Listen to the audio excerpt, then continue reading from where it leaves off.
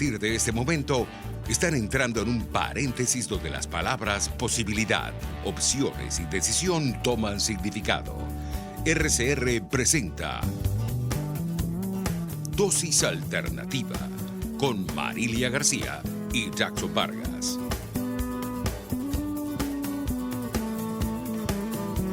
Hola amigos, ¿qué tal? Como siempre, sean bienvenidos a este su espacio Dosis Alternativa. Les saludamos Jackson Vargas y Marilia García. Recuerden que pueden seguirnos e interactuar con nosotros a través de nuestras redes sociales en Twitter por @RCR750. También nos pueden sintonizar en vivo a través del Periscope o a través de nuestra página web rcr.tv, la radio que se ve.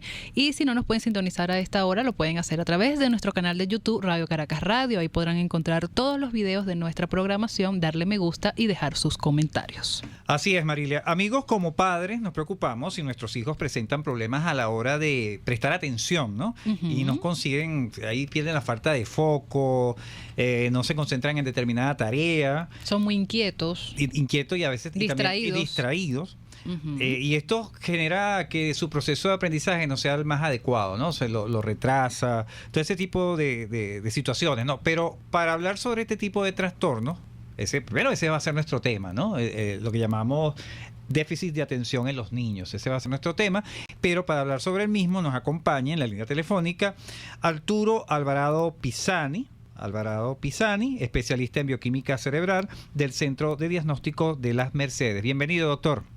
Buenos días, ¿cómo están ustedes? Buenos días, doctor, bienvenido. Gracias. Bueno, vamos a que nuestros amigos le presten atención a este programa que es el déficit de atención de los niños, un juego de palabras, pero que tiene su concepto de lo importante que es para que los niños estén concentrados en lo que es la atención. Pero no todos los niños tienen la facilidad de este tipo de asumir este tipo de acción, ¿no, doctor? Correcto, sí. Fíjate, hoy en día se estima que 5 de cada 100 niños pueden presentar este problema que se considera un trastorno del neurodesarrollo, en el cual se presentan dos formas fundamentales. El tipo impulsivo, que es, digamos, el más la expresión mayor del tema, y el tipo de inatención. Puede haber combinación de ambas cosas, pero el predominantemente hiperactivo es, digamos, ese niño que ustedes están mencionando, que se para del pupitre, que no obedece órdenes, que lo llamas a comer a la mesa y no viene, que lo mandas a cepillarse los dientes y no lo hace, y que continuamente molesta a los compañeros, no sabe esperar su turno. Mientras que el inatento es aquel que le cuesta concentrarse para hacer una tarea específica, bien sea de matemáticas, de historia, de literatura. Claro. Le cuesta prestarle atención a los padres, a los maestros, y puede haber una combinación de ambos también. Claro, doctor, pero ahí vamos a llevar el tema a lo más cotidiano. Cuando tenemos al niño con esta situación de que es hiperactivo, que no hace caso, que quiere correr, brincar, no importa dónde esté, los padres o las personas que están a su alrededor tienden a calificarlo como que son de mala conducta. Y se quedan en ese estado y los regañan, inclusive hasta lo pueden maltratar, lo castigan. Y entonces lo importante de que conozcan cuál es la realidad, que este niño puede estar enfrentando este tipo de situación. ¿Cómo más allá de este tipo de conducta, qué otros elementos pueden decirnos que este niño puede estar en esta situación? Bueno, fíjate, hay elementos como pueden ser los hábitos alimenticios, por ejemplo. Este tipo de niños usualmente consumen cantidades importantes de dulces, de carbohidratos, de azúcares, que potencian su situación de conducta sin ellos saberlo, porque simplemente les es agradable el hecho de tomar caramelos, comer bebidas o tomar bebidas que son muy dulces, y eso potencia su tipo de comportamiento. Ahora, ¿qué es lo que pasa? Que estamos en una sociedad donde es muy fácil colocarle una etiqueta a un muchacho y entonces decir que el muchacho tiene déficit de atención, y ya por eso entonces lo van marginando, le van haciendo bullying, y se va creando también un problema de tipo social. Entonces, eso es lo que nosotros debemos evitar. Nosotros tenemos que tratar de encauzar a este muchacho de las formas que hablaremos ahora posteriormente, porque si ese niño tú no lo corriges, se convierte en un adolescente con déficit de atención y después se convierte en un adulto con déficit de atención también. Claro, Entonces, ajá. No, y que le acotaba que también tenemos una sociedad que ya han usado la palabra hiperactividad para todos los niños que quizás son inquietos en esta sociedad moderna que tenemos, que los niños han estado en eso, son muy inquietos, y entonces la palabra hiperactividad la utilizamos para todos estos niños. Claro, pero es lo que te digo, fíjate, solamente 5 de cada 100 niños presenta el déficit de atención y de esos 5, uno es del tipo hiperactivo. Es más frecuente verlo en varones que en las niñas, pero el tipo de hiperactividad también va a depender mucho de la relación de ese niño con su entorno. Claro. Es decir, de la comprensión que él pueda tener de parte de su maestro. Hoy en día, por ejemplo, yo estoy seguro que, bueno, no sé cómo estamos en diferencia etaria, pero yo estoy cerca ya de los 60 años y cuando yo estaba en el colegio, yo tenía compañeros que tenían déficit de atención, viendo retrospectivamente, pero no se diagnosticaba. El problema es que no se hacía el diagnóstico. Y había una tolerancia sobre ese muchacho, lo ponían de primero en la fila para que no se distrajera. Los otros compañeros que rendían un poco más lo apoyaban para que su rendimiento no fuera mucho más bajo del promedio. En cambio, hoy en día es todo lo contrario. El muchacho no se le brinda ese apoyo, los maestros son bastante impacientes, entonces uno tiene que acudir a psicopedagogos especializados, a neurólogos especializados y bueno, y a la exploración bioquímica del cerebro, que es finalmente el punto al cual nosotros lo llevamos. ¿Y desde qué edad, doctor, se puede un padre o una madre identificar que su hijo tiene déficit de atención?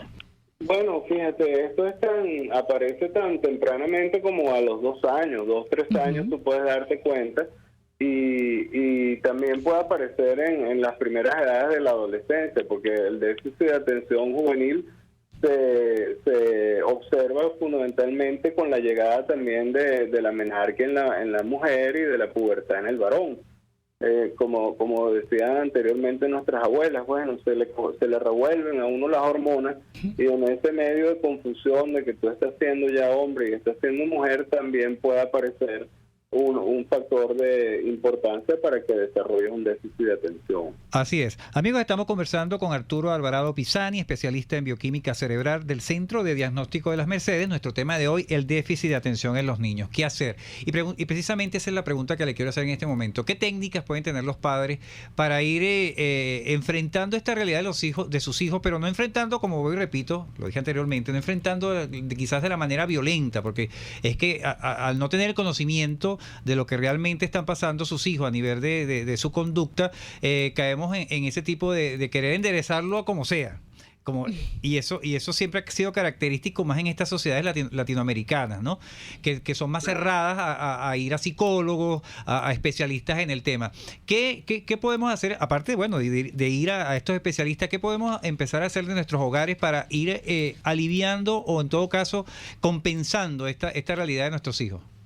Bueno, fíjate, lo primero que hay que hacer es ubicarnos en el contexto de la realidad actual. La realidad actual son niños que permanentemente están jugando con el teléfono celular o con juegos digitales y se distraen muy fácilmente con una cantidad de estímulos externos que no existían anteriormente.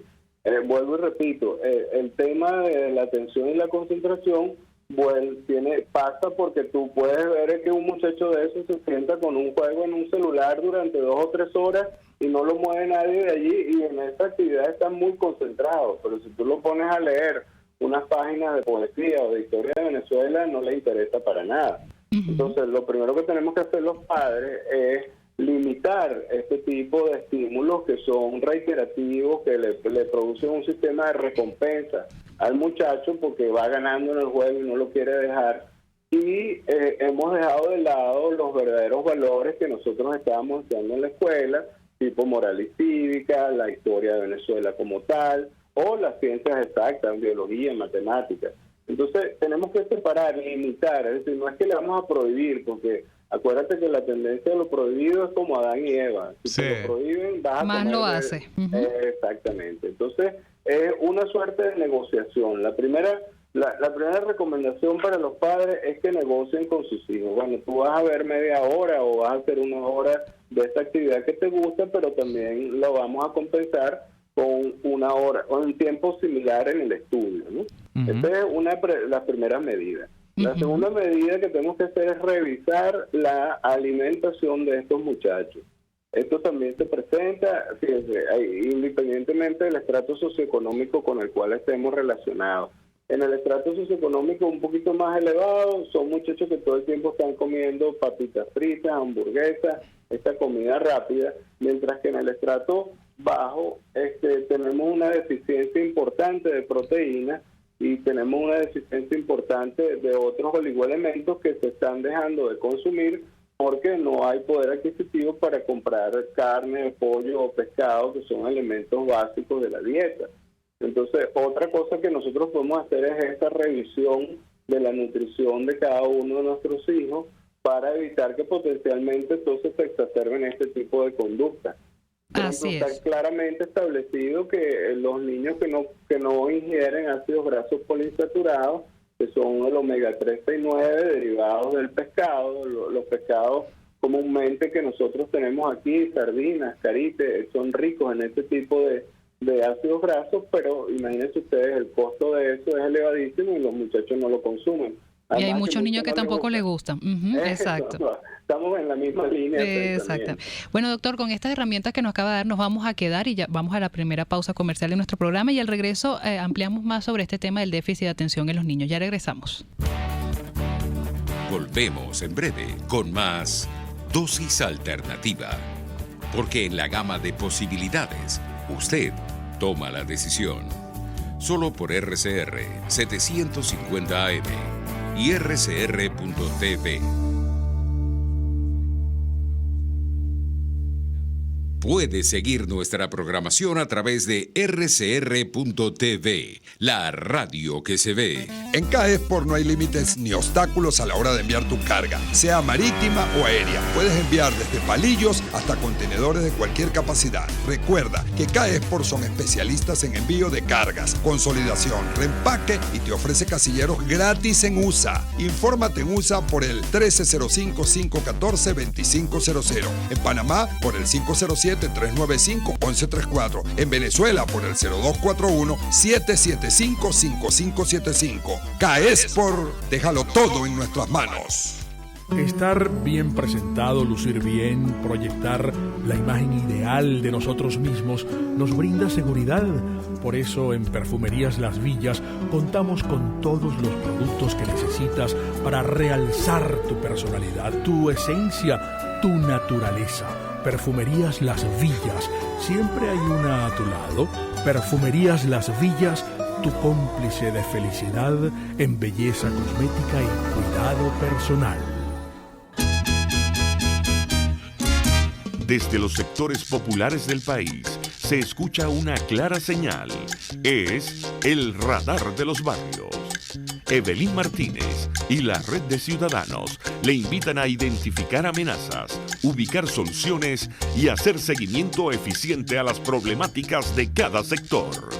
Un espacio contra la polarización donde se construye de abajo hacia arriba y de adentro hacia afuera.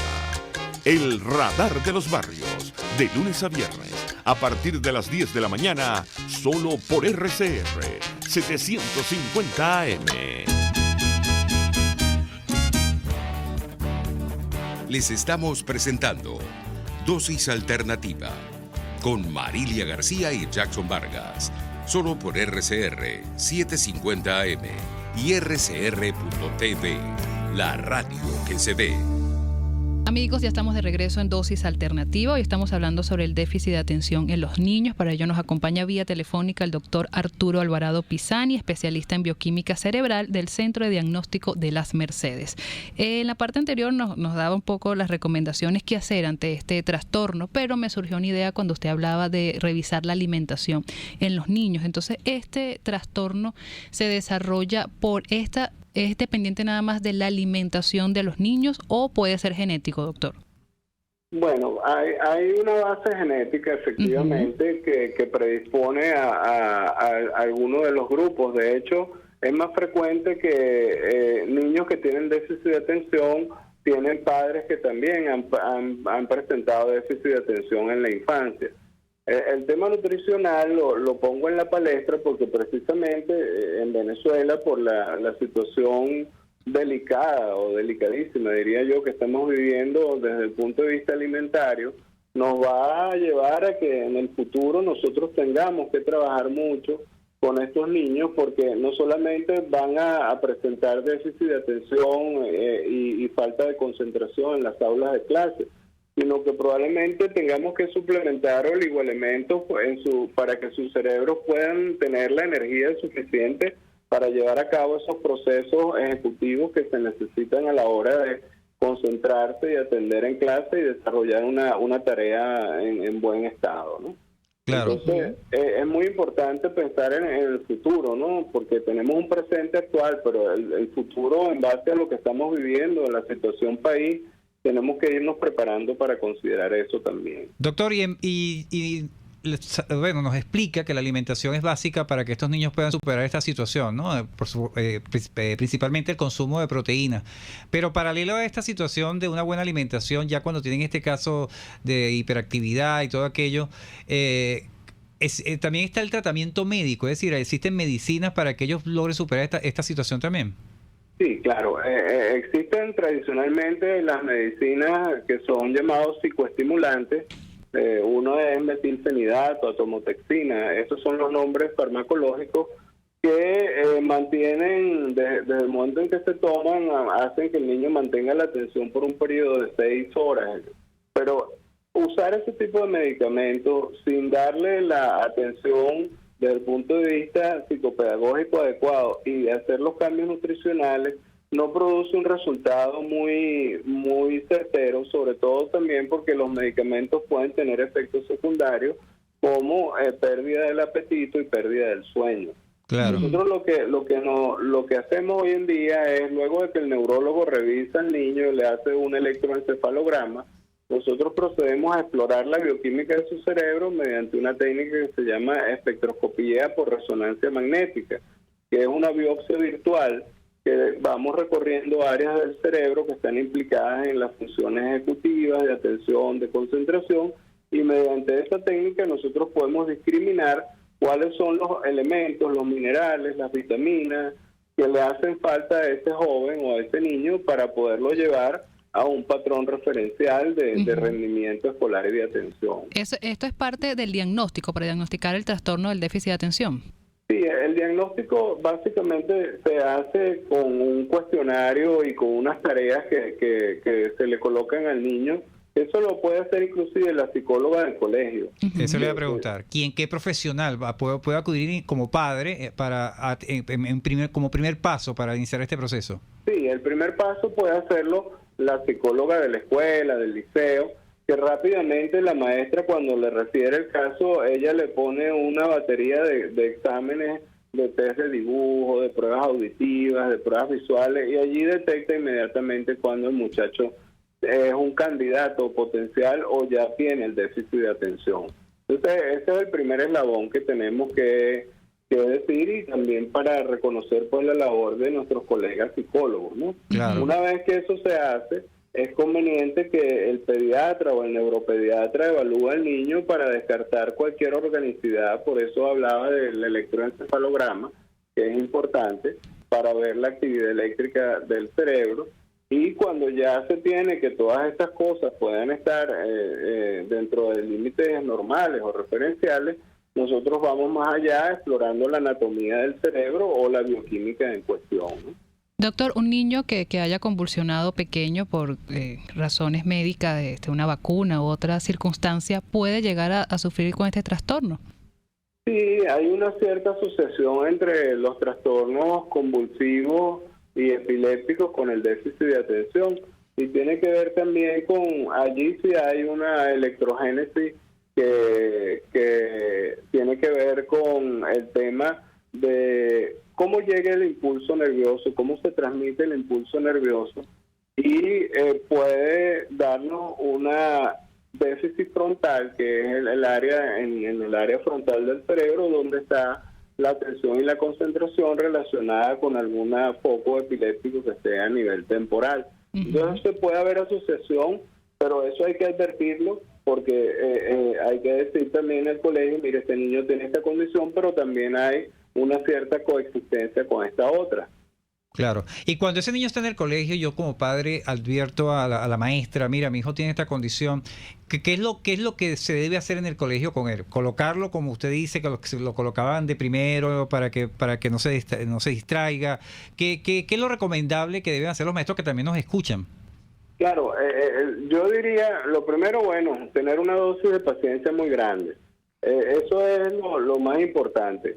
El otro tema tiene que ver con el bullying que le hacen los compañeros a estos muchachos, ¿no? Porque salen mal o les toma más tiempo aprender a sumar o a restar que a los compañeros, y es porque no tengan la capacidad intelectual, sino porque estén distraídos en el tema. Entonces, una cosa muy importante para que tú veas es fomentar la solidaridad en el aula de clase, es decir, los mismos compañeros deben apoyar a estos muchachos que tienen este problema.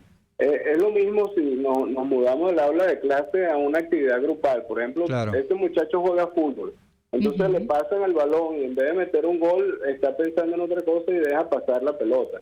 ¿Qué es lo que hacen los demás compañeritos? Por lo general, burlarse del niño, en lugar de, mira, tienes que estar atento, tienes que estar pendiente. Ese tipo de actitudes y de juegos grupales ayudan mucho al niño a concentrarse, porque le añaden una responsabilidad más, que es que el equipo puede perder porque él no estuvo atento, por ejemplo.